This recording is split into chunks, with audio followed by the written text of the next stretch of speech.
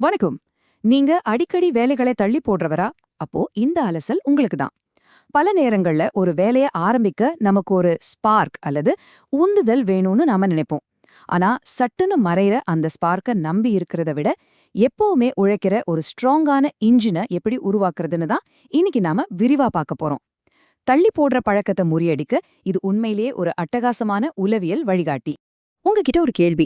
ரொம்ப முக்கியமான ஒரு வேலை இருக்கும். ஆனா, இப்போ எனக்கு சுத்தமா மூடு இல்லையே. மூடு வரும்போது பண்ணலாம் அப்படின்னு நீங்க எப்பவாச்சும் வெயிட் பண்ணியிருக்கீங்களா? இதுதான் நம்ம அடிக்கடி விழுகிற ஒரு பெரிய ட்ராப். அதாவது ஒரு வேலையை செய்ய நம்ம மனசளவுல தயாரா இருக்கணும், இல்லனா நமக்கு ஒரு மோட்டிவேஷன் இருக்கணும்னு நினைக்கிறது ரொம்பவே தப்பான ஒரு சைக்கலாஜிக்கல் அப்ரோச். ஓகே, இத பத்தி கொஞ்சம் டீப்பா பாப்போம். உந்துதல், அதாவது மோட்டிவேஷன்னா என்ன? சிம்பிளா சொல்லணும்னா அது உங்கள செயல்பட தூண்டுற ஒரு உணர்ச்சி.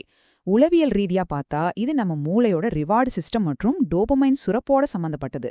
ஒரு புது பழக்கத்தை ஆரம்பிக்க இது செம்மையான ஒரு எனர்ஜியை கொடுக்கும், சந்தேகமே இல்ல. ஆனா இதுல என்ன ஒரு பெரிய சிக்கல்னா, இது உங்களோட அன்றாட மூட், சூழ்நிலை இதையெல்லாம் பொறுத்து அடிக்கடி மாறும். அதனால ஒரு வேலையை செஞ்சு முடிக்க மோட்டிவேஷனை மட்டுமே நம்பி இருக்கிறது ரொம்பவே ரிஸ்கான விஷயம்.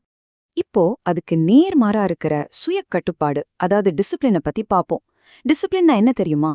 உங்க மூட் எப்படி இருந்தாலும் சரி, ஒரு விஷயத்தை தொடர்ந்து செய்யற திறன் தான் அது.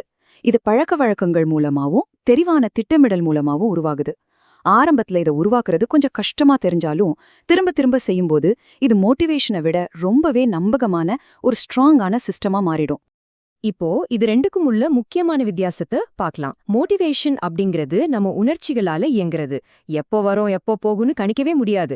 ஆனா டிசிப்ளின் அப்படிங்கிறது நம்மளோட வேல்யூஸால இயங்குறது. இது ஒரு சூப்பரான உதாரணத்தோட சொல்லணும்னா, மோட்டிவேஷன் ஒரு வண்டியை ஸ்டார்ட் பண்ற தீப்பொறி மாதிரி, அதாவது ஒரு ஸ்பார்க். ஆனா டிசிப்ளின் அந்த வண்டியை தொடர்ந்து ஓட வைக்கிற என்ஜின் மாதிரி. உங்க என்ஜின் பவர்ஃபுல்லா இருந்தா எந்த ஸ்பார்க்கும் இல்லாமலேயே வண்டி சும்மா சீறி பாய்ந்து ஓடும். எனக்கு எப்போ மூட் வருதோ அப்போ பண்றேன் அப்படின்னு காத்திருக்கிறது உண்மையிலேயே ஒரு பெரிய மனவலைங்க. நீங்க கொஞ்சம் யோசிச்சு பாருங்க. உங்களோட முன்னேற்றம் உங்களோட மனநிலைய மட்டும் சார்ந்திருந்தா உங்களுக்கு கிடைக்கிற ரிசல்ட்ஸும் கண்டிப்பா நிலையானதா இருக்காது. உங்களுக்கு பிடிக்குதோ இல்லையோ அந்த வேலையை எடுத்து செய்யறதுல தான் உங்களோட வெற்றியே அடங்கியிருக்கு. இப்போ நாம கவனிக்க வேண்டிய ரொம்பவே சுவாரஸ்யமான விஷயம் என்னன்னா, சைக்காலஜி நாம நினைச்சுக்கிட்டு இருந்த ஒரு விஷயத்தை எப்படி தலைகீழா மாத்துதுன்னு பாருங்க. மோட்டிவேஷன் வந்தாதான் நாம ஒரு வேலையை ஆரம்பிப்போம்னு நாம நினைச்சிட்டு இருக்கோம், கரெக்டா? ஆனா அது முற்றிலும் தப்பு. உண்மையில என்ன நடக்குதுன்னா, முதல்ல நாம செயல்ல இறங்கணும், அதாவது ஆக்ஷன். அதுக்கப்புறம் தான் கொஞ்சமாவது முன்னேற்றம் தெரியும். அந்த ரிசல்ட் நமக்கு ஒரு ரிவார்ட் மாதிரி செயல்பட்டு மோட்டிவேஷனை கொடுக்கும். அதுக்கப்புறம் நாம இன்னும் அதிகமா செயல்படுவோம். சோ மோட்டிவேஷனுக்காக வெயிட் பண்ணாதீங்க, முதல்ல ஆக்ஷனா ஆரம்பிங்க. சரிங்க, இந்த டிசிப்ளின் அப்படிங்கிற இன்ஜினை எப்படி ஸ்டார்ட் பண்றது? தள்ளி போடுற பழக்கத்தை எப்படி ஒட்டுமொத்தமா நிறுத்துறது? இதோ உளவியல் ரீதியா நிரூபிக்கப்பட்ட, நீங்க உடனே ஃபாலோ பண்ணக்கூடிய ஒரு 5 எளிய வழிகள் இருக்கு. ஒன்னொன்னா பார்க்கலாம். மொதல் ஸ்டெப், உங்களோட தொடக்கத்தடையை குறைக்கிறது. ஒரு வேலையை ஆரம்பிக்கிறதுக்கு முன்னாடியே அதை பத்தி ரொம்ப பெருசா யோசிச்சு பயப்பட வேண்டாம்.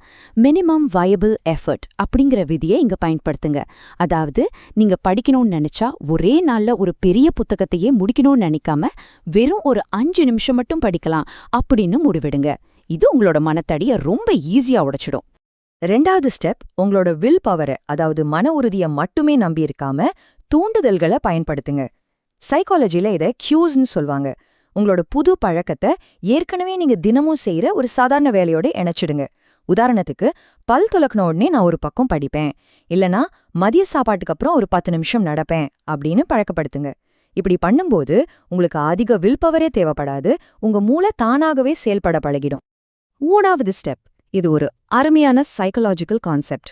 முடிவுகள் மேல கவனம் செலுத்துறதை விட உங்களோட அடையாளத்தின் மேல, அதாவது ஐடென்டிட்டி மேல கவனம் செலுத்துங்க.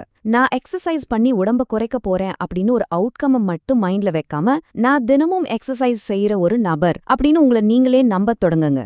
உங்களோட அடையாளத்தோட ஒரு பழக்கத்தை இணைக்கும் போது நீங்க அந்த வேலையை பாதியில கைவிடுறதுக்கான வாய்ப்பு ரொம்பவே குறைவு. நாலாவது ஸ்டெப், கண்டிப்பா ஒரு கட்டத்துல உங்களுக்கு உணர்ச்சி ரீதியான எதிர்ப்பு வரும். அதை எதிர்பாருங்கள். நீங்க ஒரு புது பழக்கத்தை ஆரம்பிக்கும்போது அது கொஞ்சம் கஷ்டமா தான் இருக்கும், ஒரு மாதிரி அன்கம்ஃபர்டபுளா இருக்கும். ஆனா அந்த அசௌகரியம் நீங்க அந்த வேலையை விட்டுட்டு பின்வாங்கணும் அப்படிங்கிறதுக்கான அறிகுறி கிடையாது. அது உங்களோட வளர்ச்சியின் ஒரு மிக முக்கியமான பகுதி. நம்ம மூளை எப்பவுமே ஒரு கம்ஃபர்ட் ஜோனை தான் தேடும். ஆனா உண்மையான வளர்ச்சி அந்த கம்ஃபர்ட் ஜோனுக்கு வெளியே தான் இருக்குங்கிறத எப்போ ஞாபகம் வச்சுக்கோங்க. அஞ்சாவது ஸ்டெப், பெர்ஃபெக்ஷனுக்கு பதிலா கன்சிஸ்டன்சிக்கு அதாவது தொடர்ச்சிக்கு முக்கியத்துவம் கொடுங்க. எப்பவும் ஒரு நாள் வெறித்தனமா 3 மணி நேரம் உட்காந்து படிக்கிறதை விட தினமும் வெறும் 30 நிமிஷம் தொடர்ந்து படிக்கிறது தான் ரொம்பவே பெஸ்ட். நீங்க ஒரு விஷயத்த கன்சிஸ்டண்டா செய்யும்போது தான் உங்க மூளையோட நரம்பு மண்டலங்கள் அந்த பழக்கத்துக்கு ஏத்த மாதிரி மாறும். அதனால ரொம்ப பெர்ஃபெக்ட்டா பண்ணணும்னு நினைக்காம தொடர்ந்து செய்யறதுல மட்டும் உங்க கவனத்தை வைங்க.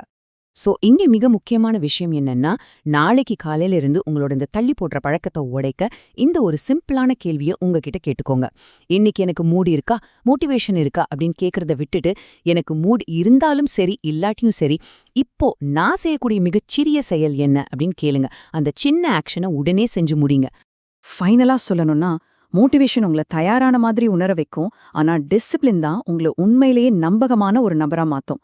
லாங் டேர்ம்ல பாத்தீங்கன்னா எப்பவுமே மோட்டிவேஷனோட இருக்கிறவங்க ஜெயிக்கிறதில்ல, எந்த சூழ்நிலையிலயும் கன்சிஸ்டன்டா அதாவது நிலையா செயல்படுறவங்க தான் ஜெயிக்கிறாங்க. இந்த அலசல் கண்டிப்பா உங்களுக்கு பயனுள்ளதா இருந்திருக்கும்னு நம்புறேன். மறக்காம சப்ஸ்கிரைப் பண்ணுங்க. அப்படியே தள்ளி போடுற பழக்கத்தால கஷ்டப்படுறவங்க ஃப்ரெண்ட்ஸுக்கும் இதை ஷேர் பண்ணுங்க. இப்போ உங்களுக்கான ஒரு கேள்வி. நீங்க ரொம்ப நாளா தள்ளி போட்டுட்டு இருக்கிற ஒரு வேலையை செஞ்சு முடிக்க உங்களோட மூடு எப்படி இருந்தாலும் பரவாயில்ல, இப்போ இந்த நிமிஷம் நீங்க செய்யக்கூடிய அந்த மிகச்சிறிய ஆக்ஷன் என்ன? உங்களோட டிசிப்ளின் அப்படிங்கிற இன்ஜினை ஸ்டார்ட் பண்ண இதுவே சரியான நேரம். கொஞ்சம் சிந்திச்சு பாருங்க, உடனே செயல்படுங்க. மீண்டும் அடுத்த பயனுள்ள அலசலில் சந்திக்கலாம்.